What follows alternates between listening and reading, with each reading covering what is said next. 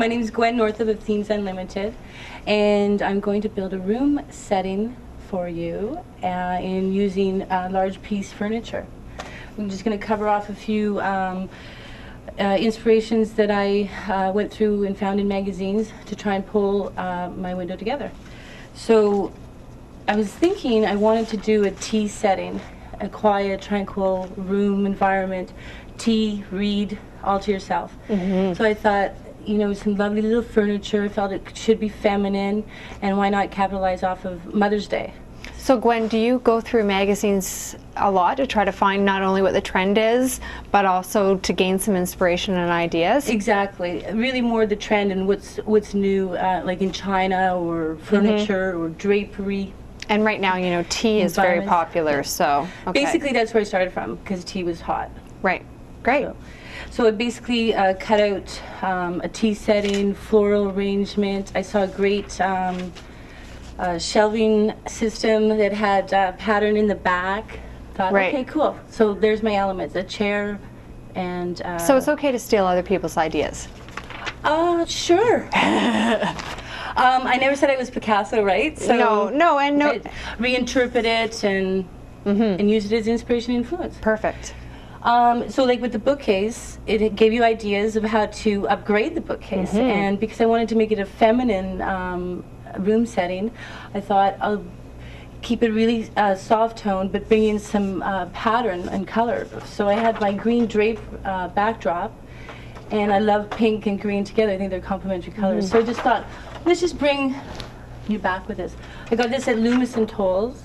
In their scrapbook, in their scrapbooking section, and just glued it to the back of the shelf. Now, the display is, rather than using risers or other merchandising props, you're actually using furniture and items for sale as your merchandising agents. Exactly. Or as a permanent fixture for my displays or in-store features. Like this is very versatile, the shelf again. Right. You know, I could even just use this chair and repaint it, you know, and keep it as a permanent piece as well, right? Okay. So it's a spring feeling. Right. Now, I noticed that the bookcase is the tallest, and then the chair, and then, so is there a height rule you're working with here too? Trying to create a step. Okay. For eye movement. Start from the highest point and move. It'll basically, what I'm trying to do, I guess you could say, is I want my viewer to start here and the eye movement to come through the window with just the use of these three. Maybe the fourth location, right? Okay. So we'll just zigzag down. And it's also interesting because the way it looks now in the window is actually how it would look at home as well. Exactly. Okay. And I think what's even more important is it tells me where I got to put my product. Oh, okay, perfect. Right? So start here, maybe end here, or it all depends on how much merchandise I've collected, and I think it might work. Okay, perfect. So what's the next step? So next, well, actually I did this before. I prepared what my product elements I wanted to use. So tea's my feature, so I'm going to do a teacup setting. So I got the group of China together. Great books that are about tea and poetry and just all about calmness is really. So just those two elements in the book related.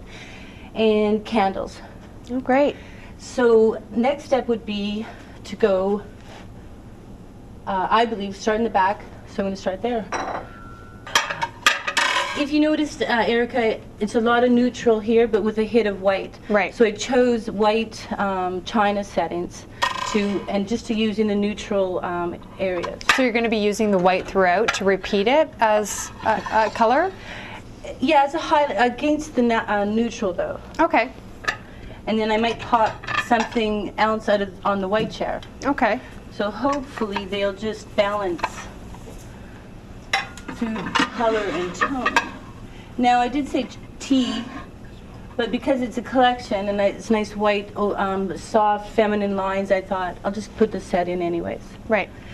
So okay, so I'm going to start at the back. I chose to put that there, just thinking it's at a good eye level.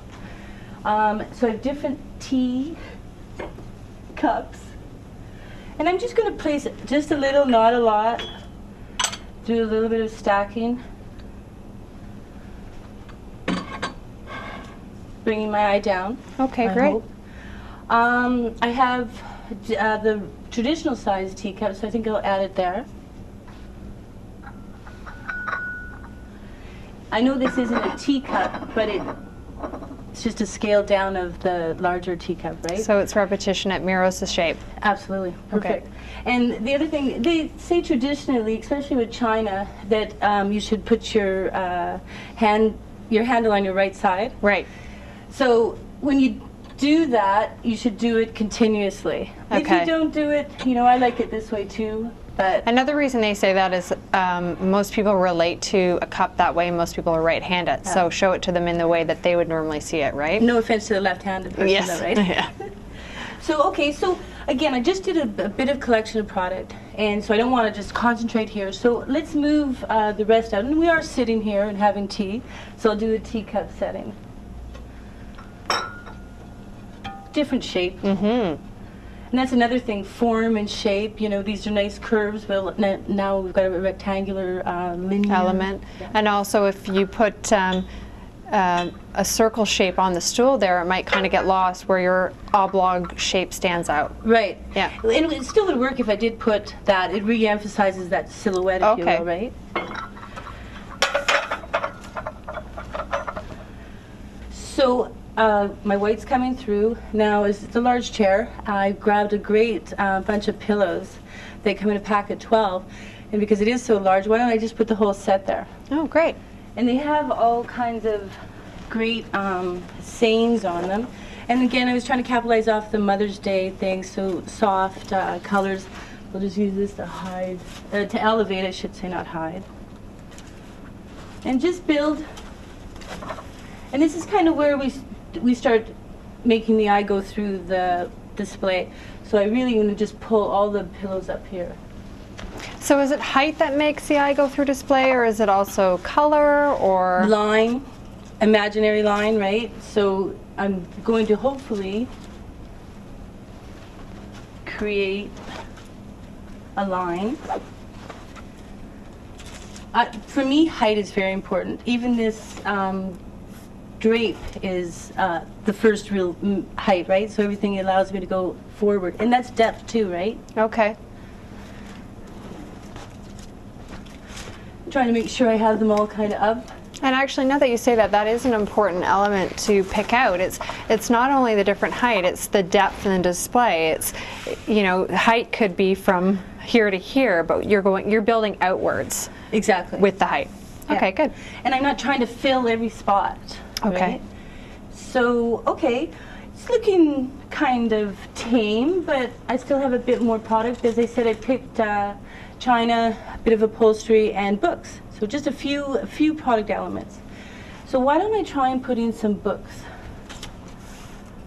So I've got my books. These are a group of 3 of tea, the book of tea.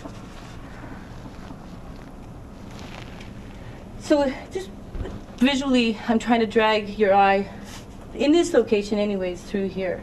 Okay. And now you wouldn't want to use 3 different books in this particular instance because it would distract.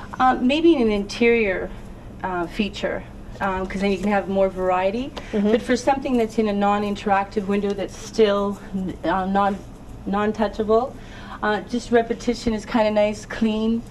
Because I don't want to concentrate so much on the multiple titles. Okay, right. So it's more about easy to creating a read. feeling in this type of window? Yeah, and because I chose the China and the books, I'm going to bring those through. Just say we've got books inside, right? But in this case, I used one of each title. Here's kind of reflects the white product I'm still using. And I'm just going to, now just adding an element of the book now to that grouping of each shelf.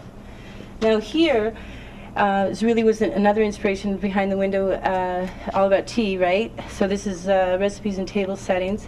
And luckily for me, in the photograph is white china. Right. So it's not the exact silhouette or shape of this group, but It works. It works. Very nice. And now we're bringing in a bit more of that feminine flowers, spring, if you will, mothers again. I really love how the photo does mirror the product. It really has a great impact. So you could even start with the books and then use them as inspiration where I use the magazines, right? Yeah, perfect. So even within each group, each position group, if you will, this is, like, I guess, a line and repetition, 3, 2, you know, an odd number situation. A triangle, here's more evident, you know, drawing your eye through that. Okay. So here we're kind of moving through, and yes, I do want to use this space. So another element of quiet time or whatever is lighting the candles and stuff like that. So I found these absolutely amazing candles, and they're much rougher, not so feminine. But for me, it's almost a contrast to all the clean lines, and but we still stay neutral. And it kind of gives the display a bit of a cottagey look as well. Sure, I guess I never thought of that. Yeah, relaxing. And the great thing about candle sets is they really, and you asked me this question earlier about groups, is it automatically creates your step. Just the various heights of the same product, right? Right, okay. Which again is another line. But we're living in this lifestyle, right? So I feel, just want to juggle it around, and you actually end up taking and making an S curve, right? So that's a good point. You don't want things to be too staid or staggered, formulaic, I guess, in a lifestyle display. You want to take a bit more liberty, be a bit looser. If you're new to it, staying with those rules is okay. It's safe. Still going to read clean, but as like you said, in a more living lifestyle display, it's easier to be a little looser. Okay, great. So I have a few more books. I chose this one because it was all about just relaxing and seemed feminine still. And The Art of Doing Nothing. The Art of Doing Nothing. I really love the books in the display. It adds a real graphic element to it. Because I added a book to each grouping, basically, why don't I do the same with the candles? I don't have to reinvent it, right? So again, we're working with a step display, and that the book is going from 1, 2, 3 and moving you through. Exactly. And that's a repetitive element. Instead of a prop could do the same thing, but the book is the contrasting element to the china. So a few more books.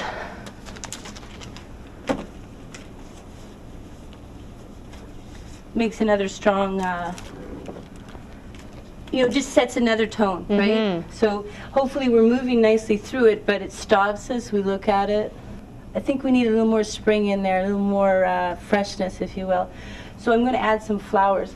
I see here I could definitely put something on it. Certainly could have used the china in that, but let's add a little floral arrangement. And like the paper, it had the green, and it kind of mimics the same shape. So it's just a repetitive of design, or pattern, I should say, that exists within the... Now maybe that's one thing we should talk about in terms of colors. Do you have a hard and fast rule of number of colors to use in a display, or...? Not as a rule, I guess. Like the darker burgundy just is not going to work in this. We're talking soft, feminine, spring colors. So really that palette is really what I'd be directing at.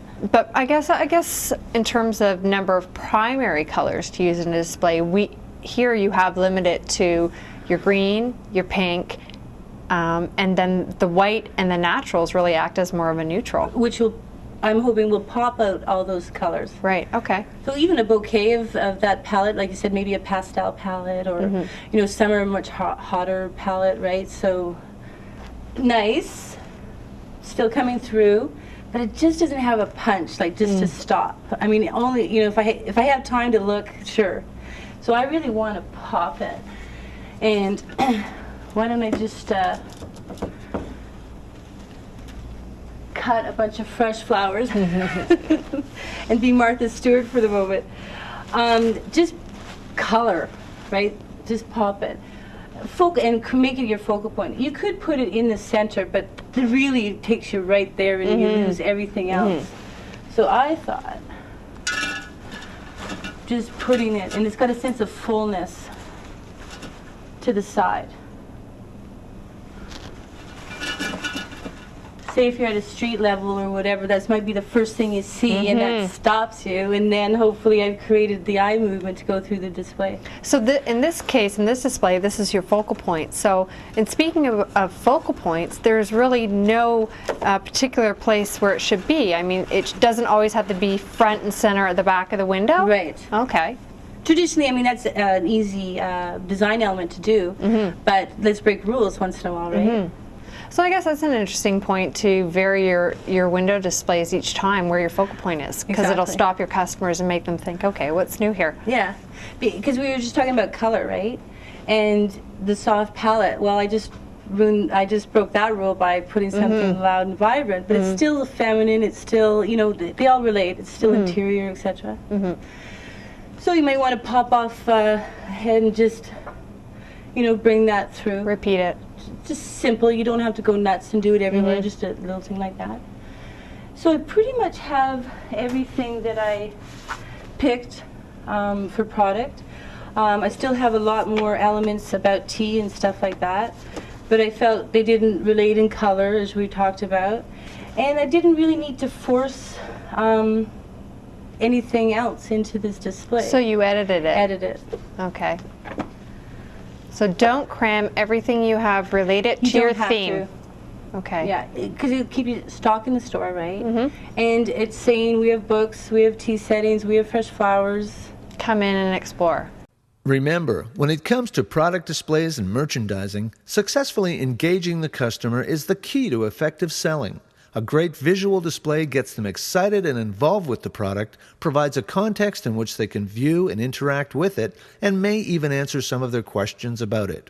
To stay on top of what's new in product trends and merchandising, be sure to visit Storeworks at the next CGTA gift show, so you too can start showing off in style.